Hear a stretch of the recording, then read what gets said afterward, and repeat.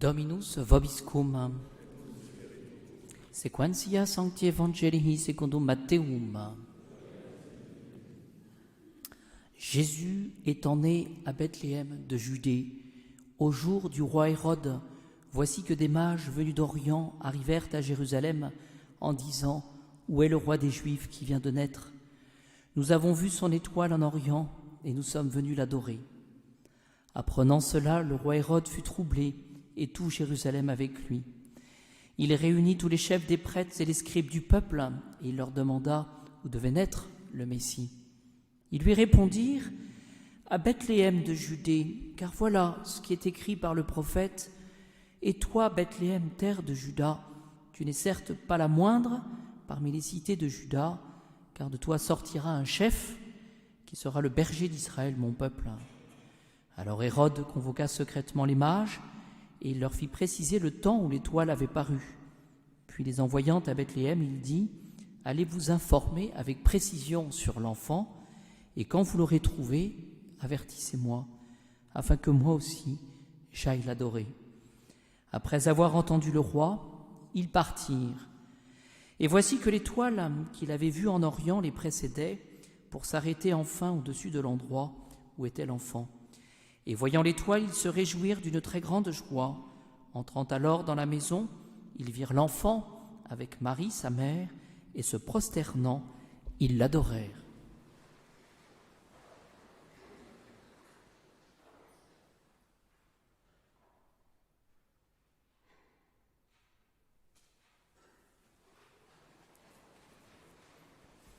Ouvrant leur trésor, ils lui offrirent comme présent l'or, l'encens et la myrrhe. Puis, instruits en songe de ne pas retourner chez Hérode, ils regagnèrent leur pays par un autre chemin.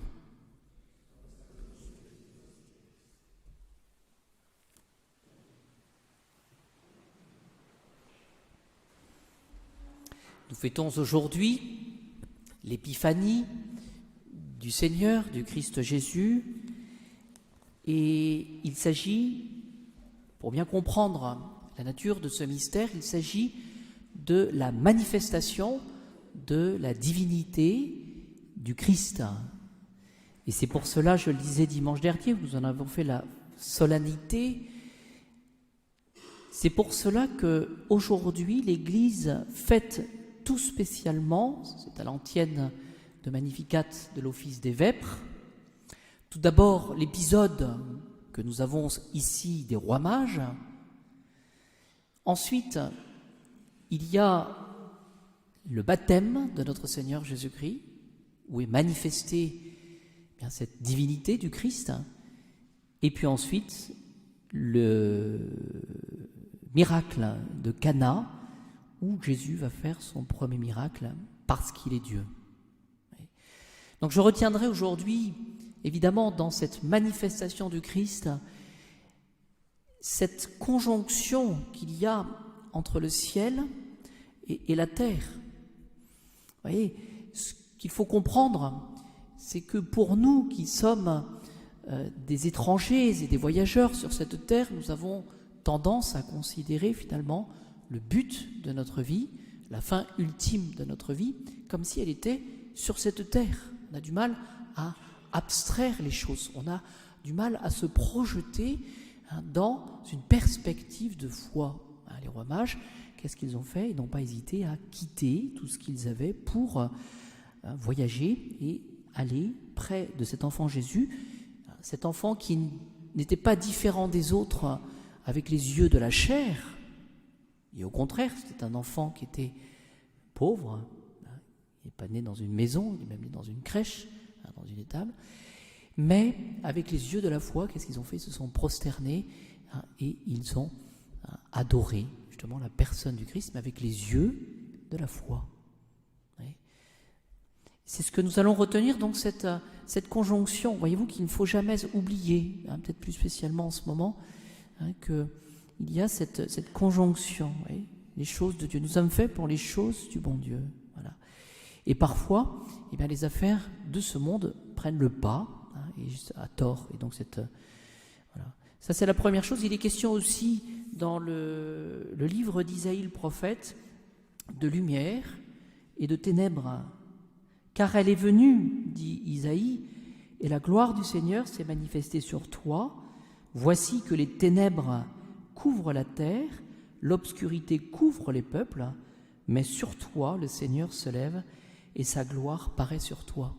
C'est-à-dire que cette image, et je dirais peut-être même cette réalité des ténèbres et puis de la lumière, doit nous aider justement à mieux entrer dans le mystère de notre vocation, en ce sens que Dieu est lumière et nous sommes des enfants de lumière, et c'est parce que nous appartenons au bon Dieu. Voilà. Celui qui est dans la lumière, il sait où il va. Celui qui est dans les ténèbres se perd et se trompe de chemin.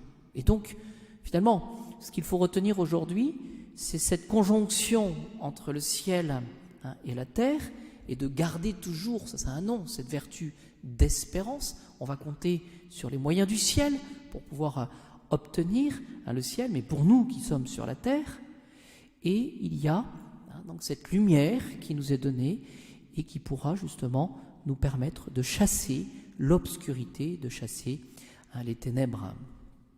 Alors j'ai retenu, parce que j'ai jugé que finalement l'épisode des Rois Mages, nous avions l'occasion d'en parler, puis vous nous connaissons bien, de m'arrêter un peu plus sur cet épisode en Saint Marc, au chapitre 1er, dans les premiers versets du baptême de notre Seigneur Jésus-Christ, qui sera la manifestation de cette divinité. Avec, pour disposer nos cœurs, Jean le Baptiste, qui va baptiser et prêcher dans le désert.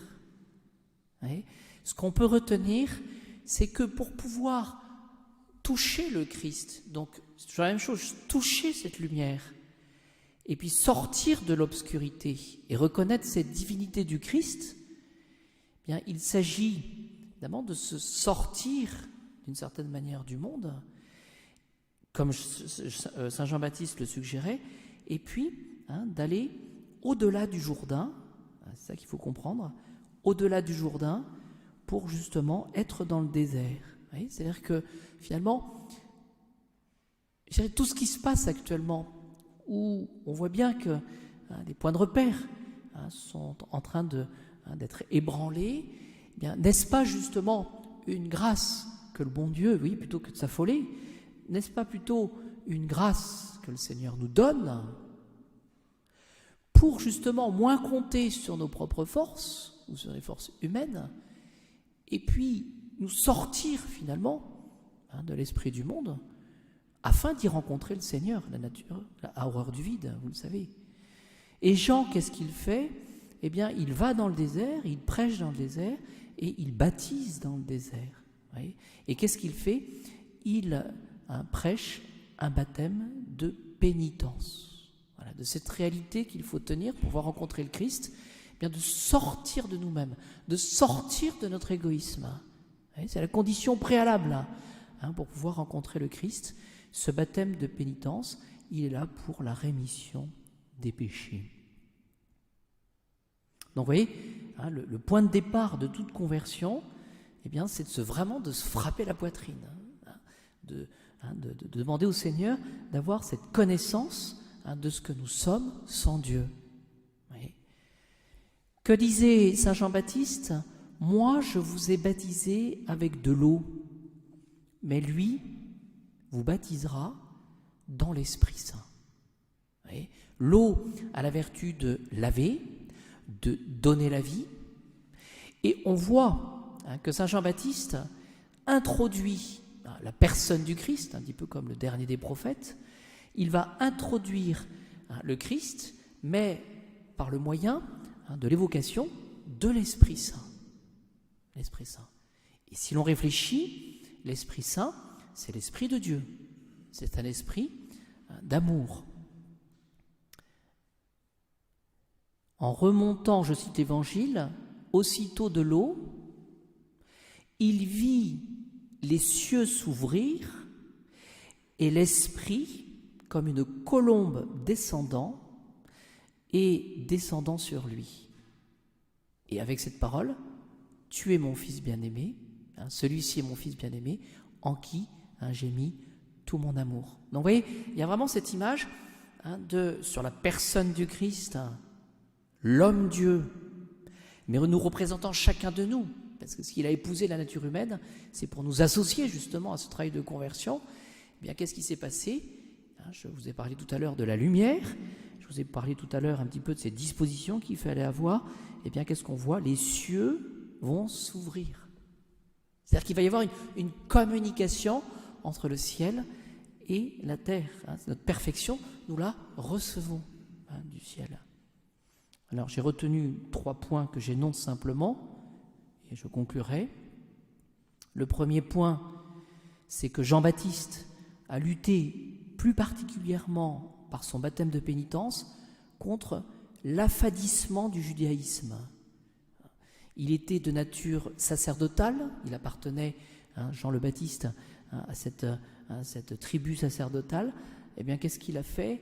Il n'est pas allé administrer un baptême et prêcher dans Jérusalem, il est allé prêcher dans le Jourdain, en dehors de la terre promise, d'une certaine manière. Vous voyez, c'est-à-dire qu'il s'est mis volontairement à part. Et sa prédication, c'était de lutter contre l'affadissement, c'est-à-dire finalement cette perte de la foi, la perte de l'essentiel. Et il me semble que nous pouvons réfléchir, chacun à notre place, à notre manque de foi. Deuxième point, Jean-Baptiste est le prophète d'une nouvelle alliance en Jésus, c'est-à-dire qu'il prêche ce baptême et il donne ce baptême de pénitence, mais il annonce un baptême avec l'esprit et le feu. Le baptême avec l'esprit et le feu annonce plus particulièrement ce travail de conversion que nous allons opérer par le Christ, c'est-à-dire ce renouvellement intérieur. Oui. Donc, manque de foi, et puis, deuxièmement, eh bien, prenons garde à une pratique de notre foi trop extérieure. Et ce que le Seigneur demande, c'est que nous ayons cette globalité de la pratique de la foi, c'est-à-dire de changer notre cœur. Renouvellement intérieur. Troisièmement, Jésus va recevoir l'Esprit en tant qu'homme. Les cieux vont s'ouvrir et l'Esprit Saint vont descendre. Et il le reçoit cet Esprit non pas pour lui-même, deuxième personne de la Sainte Trinité, mais il le reçoit cet Esprit pour chacun de nous. C'est-à-dire qu'aujourd'hui, nous pouvons demander au Seigneur cette effusion de l'Esprit du Dieu le Père. Et cet Esprit, qu'est-ce qu'il va faire ? Il va restaurer l'homme et il va tout récapituler dans le Christ, c'est-à-dire que c'est un esprit véritablement de liberté.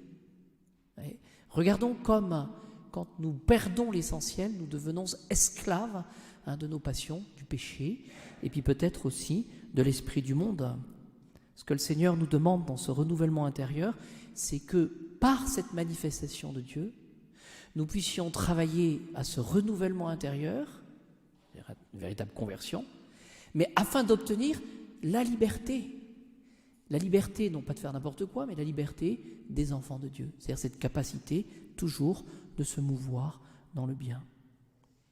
Ma conclusion, c'est que dans le baptême du Christ, le Saint-Esprit se manifeste sous la forme d'une colombe. Et qu'est-ce qui va caractériser la colombe ? Elle est mise souvent, la colombe, je dirais, en opposition par rapport au serpent. On dit rusé comme un serpent. Mais la colombe, qu'est-ce qu'elle va représenter ? La simplicité. La simplicité. Et Jésus va recevoir cette effusion de l'Esprit par la colombe. Et ce n'est pas pour un rien qu'il y a eu cette manifestation de l'Esprit par la colombe. C'est-à-dire que finalement, l'Esprit de Dieu va œuvrer dans notre cœur, mais dans un travail d'unification, d'unité. Et comment va se préciser cette unité ? Par un seul objectif. Voyez, est-ce que dans ma vie, par cette manifestation, par cette épiphanie du Christ Jésus, est-ce que je sais où je vais ? Est-ce que dans ma vie, je sais quel est l'objectif? Ou au contraire, est-ce que dans cet objectif que j'ai, d'assurer le salut de mon âme, je n'accorde pas trop d'importance au monde, à tout ce qui peut se dire au monde, aux tentations du monde, à mon égoïsme, etc., etc. Donc demandons aujourd'hui, en cette fête de l'Épiphanie, de suivre le Christ Jésus, non pas par nos propres forces, mais en le recevant, car les cieux s'ouvrent, et cette puissance de Dieu pourra s'exercer dans notre cœur, dans notre âme. Je ne dis pas notre propre puissance, mais la puissance de Dieu. Et cette sainteté à laquelle nous sommes appelés, elle nous est donnée. Et c'est un mystère cela. Elle nous est spécifique à chacun. Il n'y a pas un modèle préétabli de sainteté. Donc chacun, nous sommes appelés à une vocation propre de la sainteté. Il s'agit d'entrer dans ce que le bon Dieu veut nous donner, mais pas par nos propres forces, mais par l'œuvre de l'Esprit Saint, de l'Esprit de Dieu, dans chacune de nos âmes.